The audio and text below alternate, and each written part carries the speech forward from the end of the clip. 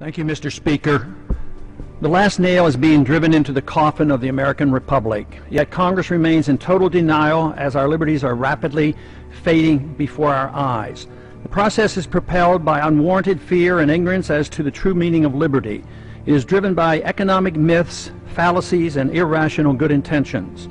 The rule of law is constantly rejected, and authoritarian answers are offered as panaceas for all our problems. Runaway welfarism is used to benefit the rich at the expense of the middle class. Who would have ever thought that the current generation and Congress would stand idly by and watch such a rapid disintegration of the American Republic?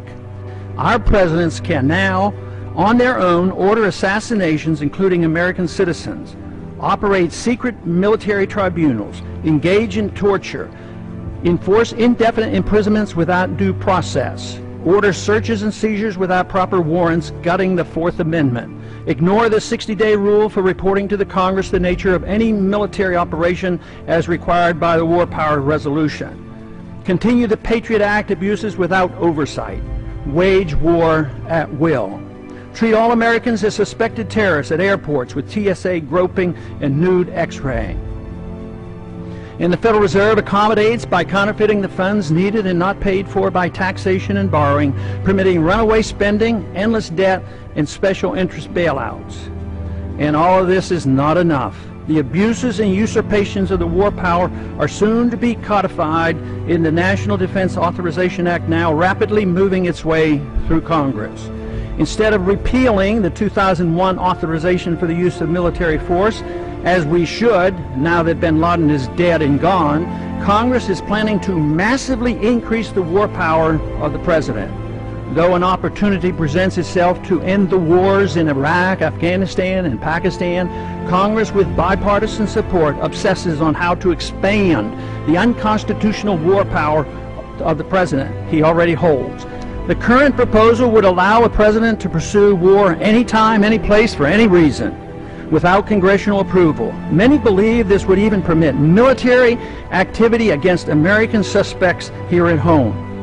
The proposed authority does not reference the 9/11 attacks. It would be expanded to include the Taliban and associated forces, a dangerously vague and expansive definition of our potential enemies.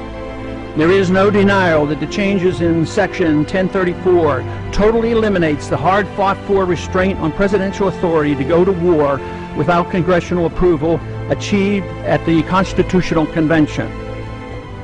Congress's war authority has been severely undermined since World War II, beginning with the advent of the Korean War, which was fought solely under a UN resolution.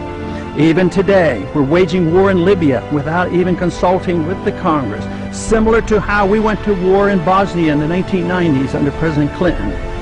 The three major reasons for our constitutional conventions were to guarantee free trade and travel among the states, make gold and silver legal tender, and abolish paper money, and strictly limit the executive branch's authority to pursue war without congressional approval. But today, Federal Reserve notes are legal tender, gold and silver are illegal. The Interstate Commerce Clause is used to regulate all commerce at the expense of the free trade among the states. And now, the final nail is placed in the coffin of congressional responsibility for the war power, delivering this power completely to the president, a sharp and huge blow to the concept of our republic.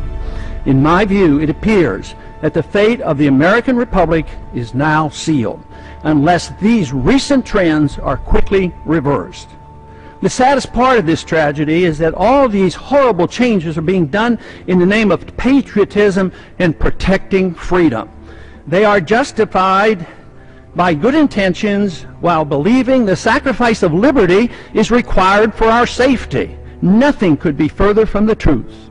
More sadly is the conviction that our enemies are driven to attack us for our freedoms and prosperity, and not because of our deeply flawed foreign policy that has generated justifiable grievances and has inspired the radical violence against us. Without this understanding, our endless, unnamed, and undeclared wars will continue, and our wonderful experiment with liberty will end. And I yield back the balance of my time.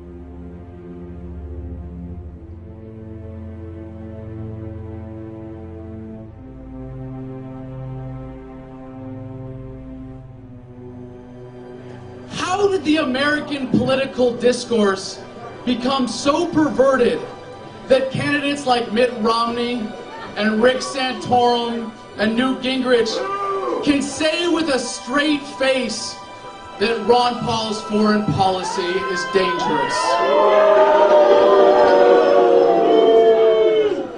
How did we get to the point where these men are even taken seriously? These men who never once put on a uniform running against the veteran that they are opposing. How is this possible?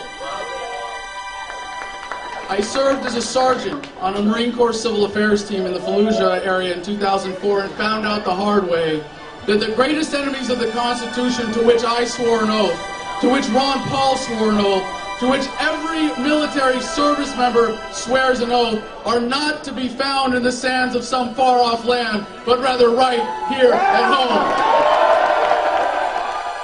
It is undeniable what our government has become. It is undeniable what our foreign policy has become, because poor men continue to die in rich men's wars. For far too long, the voice of the troops has been kept from the American political dialogue. But not anymore. You want to support the troops?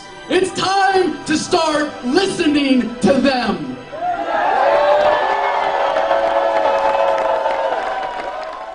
There are 535 people on Capitol Hill whose job it is to write the laws that govern all of us, and he is one of them. There are 535 people on Capitol Hill whose job it is to preserve the Constitution, and he is one of them. There are 535 people whose job it is to preserve our liberties, and he is one of them.